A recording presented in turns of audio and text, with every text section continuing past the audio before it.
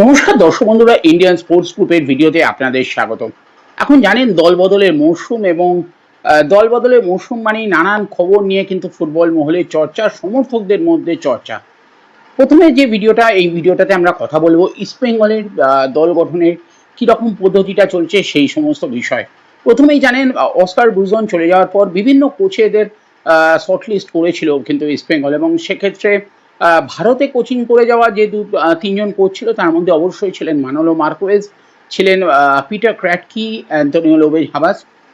বিভিন্ন মহল থেকে ওয়েন কোয়েলের নাম শোনা গেলে ওয়েন কোয়েলের বিষয় কিন্তু আমাদের কাছে কোনো আপডেট নেই। বাকি তিনজন কোচের সাথে কিন্তু দীর্ঘ আলোচনা হয়েছে বলে বলা চলে। এছাড়াও একজন বাইরের কোচও ছিলেন, তার সাথেও আলোচনা, তবে সে আলোচনাটা বেশি দূর এগোয়নি বলেই আমাদের কাছে খবর। তবে হাবাস এবং পিটার ক্র্যাটকি এই দুজনকেই এখন আপাতত বলা চলে তারা কিন্তু এগিয়ে আছেন।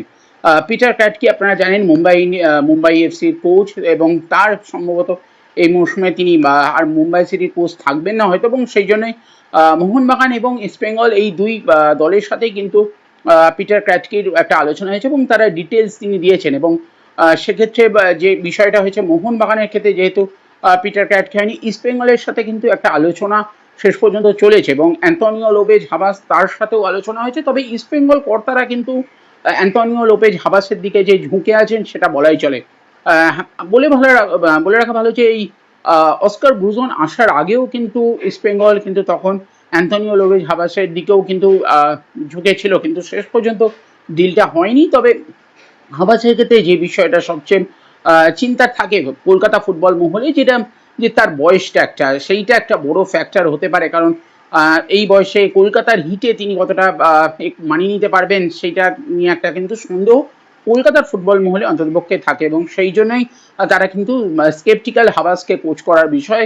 এবং সেই জন্যই মোহনবাগানও যখন এই মরশুমেও তাদের নতুন কোচ চয়নের বিষয় যখন ভাবা হচ্ছে, তখন হাবাসকে কোচ হিসেবে না ভেবে তাকে কিন্তু টিডির রোলে দেখতে এসেছিল, যাতে তিনি সম্পূর্ণ দায়িত্বটা তার কাঁধে না থাকে, কিন্তু তিনি নিজের ইনপুটসগুলো দিতে পারেন বাইরে থেকে। সেই জন্যই কিন্তু মোহনবাগান হাবাসকে ভেবেছিল, এবং এখনও বলে রাখা ভালো মোহনবাগানের টিডি হওয়ার রেস্ট সেখান থেকে মোহনবাগান যদি কাউকে টিডি নির্বাচন করে সেক্ষেত্রে কিন্তু হাবাস থাকবে। কিন্তু এবার ওই বিষয়টাই, হাবাস একটা টিডি রোলে থাকছেন না, এখনও তিনি নিজেকে কোচিং রোলে দেখতে চাইছেন। এই বিষয়টা নিয়ে কিন্তু হাবাসের একটা ভাবনা চিন্তা আছে। তবে যদি কোচিং নিয়ে ভাবেন অবশ্যই, তাহলে কিন্তু ইস্ট বেঙ্গলে তার আসা এক প্রকার প্রায় নিশ্চিত বলা চলে, যদিও এখনো পেন অন পেপার হয়নি, তাই অনেক কিছু পারমুটেশন কম্বিনেশন থাকতে পারে। তবে যদি ধরে নেওয়া যায় যে হাবাস থাকে, তাহলে কিন্তু সেক্ষেত্রে দল গঠন কীরকম হবে। আপনারা জানেন ইতিমধ্যে মিগুয়েল ছেড়ে চলে গেছে, ইউসুফ এজাজারি, তাকে ধরে রাখারও আপাতত কোনো পরিকল্পনা নেই ইস্টবেঙ্গলের।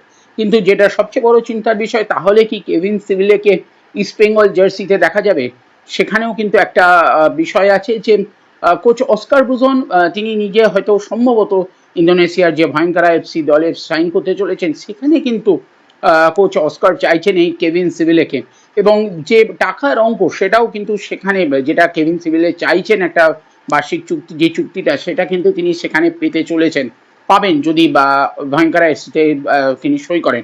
কিন্তু হাবাস যদি ইস্টবেঙ্গলে সই করেন, সেক্ষেত্রে যে বিষয়টা এখনও পর্যন্ত আমরা জানতে পেরেছি, হাবাস কিন্তু সেই রকম এত বাজেট, যেটা কেভিন সিভিলের বাজেট একটা বড় বিষয়, এবং সেই বাজেটে ফুটবলার হিসেবে কেভিনকে না রেখে হাবাস সম্ভবত নিজের পছন্দের নিজে সিলেক্ট করে কোনো আলাদা ডিফেন্ডার আনতে চাইছেন, এবং যে বাজেটটাও কেভিন সিভিলের থেকে কম হতে পারে। এবং শুধুমাত্র বাজেটই তো বিষয় নয়, একটা সব কোচের আন্ডারে প্লেয়িং স্টাইলে মানিয়ে নেওয়ার বিষয়ও থাকে, এবং সেক্ষেত্রে যদি হাবাস ইস্টবেঙ্গলের কোচে হট সিটে বসেন, তাহলে কেভিন সিভিলেও যে ইস্টবেঙ্গলে থাকবেন সেটা কিন্তু এখনই নিশ্চিত নয়। তিনি কিন্তু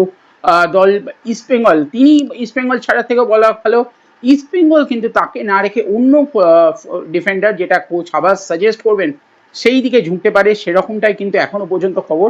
যে যেহেতু তার বাজেটটাও বেশি এবং কোচ হাবাস নিজেও চাইছেন তার প্লেয়িং স্টাইলে, তার আদর্শ মতন যে ডিফেন্ডার দলে মানানসই হবে সেই রকম একজন ডিফেন্ডার আনতে, সেই জন্য হয়তো কেভিন সিভিলকেও সেই জন্য পরে পারসিউ করতে নাও পারে ইস্টবেঙ্গল, এবং কেভিন সিভিলকে অস্কার ব্রুজনের সেই দলে খেলতে দেখা গেলেও কিন্তু অবাক হওয়ার থাকবে না। এছাড়াও বেশ কিছু মাধ্যমে সোশ্যাল মিডিয়াতে আপনারা জানতেই পেরেছেন বিভিন্ন ফুটবলারের নাম ইতিমধ্যে ইস্ট বেঙ্গল প্রায় নিশ্চিত করে ফেলেছে। এফসি গোয়ার যে পাঞ্জাব এফসি থেকেও ফুটবলার ড্যানি রামিরেজকে নিয়েছে। এছাড়া ভারতীয় ব্রিগেডকেও কিন্তু তারা স্ট্রং করছে। বিভিন্ন ফুটবলার তাদের গত মৌসুমের ফুটবলারদের সাথে যেমন চুক্তি প্রফেশন গিল থেকে শুরু করে বাকি ফুটবলারদের সাথে চুক্তি নবীকরণ করার বিষয়টা যেমন থাকুক, তাছাড়াও আরও একটা বড় বিষয়, যে যে পজিশনে কিছুটা খামতি আছে সেই সব পজিশনের ফুটবলার কিন্তু ইস্ট বেঙ্গল সেই সব নিতে বা তাদের দিকে ঝুঁকেছে। যেমন আরও একটা নাম শোনা যাচ্ছে সাহিল তাবোরা, এফসি গোয়ার এই মিডফিল্ডার, তাকে নেওয়ার ব্যাপারে কিন্তু ইস্ট বেঙ্গল কথাবার্তা শুরু করেছে।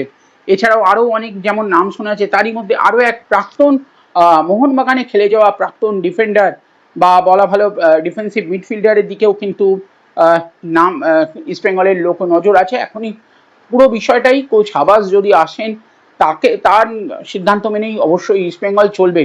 ইস্ট বেঙ্গল যে বিষয়টা আবারও শোনা যাচ্ছে যে 10ই জুলাই নাগাদ তারা প্রি সিজন শুরু করবে এবং 1 মাস প্রি সিজনের পর কিন্তু তারা এসি যে চ্যালেঞ্জার্স টুর্নামেন্ট আছে তার প্রথম ম্যাচ 12ই আগস্ট সেইখানে ইস্ট বেঙ্গল নামবে।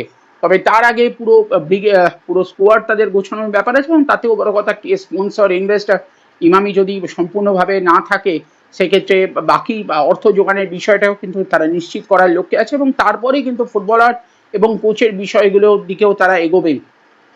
এই হলো ইস্ট বেঙ্গলের আপডেট। তবে যেটা আবারও বললাম যে হাবাস যদি কোচ হন, তিনি যদি টিডি রোল ছেড়ে দেন, টিডি রোলে না থাকতে চান, কোচ হলে কিন্তু ইস্ট বেঙ্গলে আসা তার নিশ্চিত এবং সেক্ষেত্রে কিন্তু কেভিন সিভিলে কিন্তু ইস্ট বেঙ্গলের জার্সিতে না খেললে অবাক হওয়ার কিছু থাকবে না, কারণ তখন ইস্ট বেঙ্গল রিক্রুটাররা হাবাসের পছন্দ মতন অন্য ডিফেন্ডার যিনি হাবাসের প্লেয়িং স্টাইলের সাথে মানিয়ে নিতে পারবেন সেই রকমই হাবাস নিজেও সেরকম ফুটবলার খোঁজ করছে বলেই জানা আছে। সেই ফুটবলারের দিকে ঝুঁকবে ইস্ট বেঙ্গল। বাকি ফুটবলার যেমন বললাম সাহিল তাবোরা আছে, এছাড়াও একজন প্রাক্তন মোহনবাগানে খেলে যাওয়া ডিফেন্ডার ডিফেন্সিভ মিডফিল্ডার, তিনিও এই দুজন ফুটবলারও কিন্তু আছে।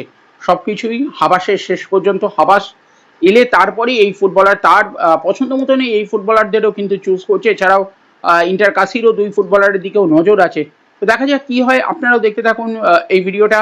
ইন্ডিয়া স্পোর্টস গ্রুপকে অবশ্যই লাইক শেয়ার এবং সাবস্ক্রাইব করবেন। আর আপনারা দল গঠন যেভাবে ইস্ট বেঙ্গলে হচ্ছে, যে আভাসগুলো পাচ্ছেন বা হাবাসের যে একটা শোনা আছে সেই বিষয়টা নিয়ে আপনারা কি মতামত দেখছেন সেটা অবশ্যই আমাদের নজরে থাকবেন। দেখতে থাকুন ইন্ডিয়া স্পোর্টস গ্রুপ।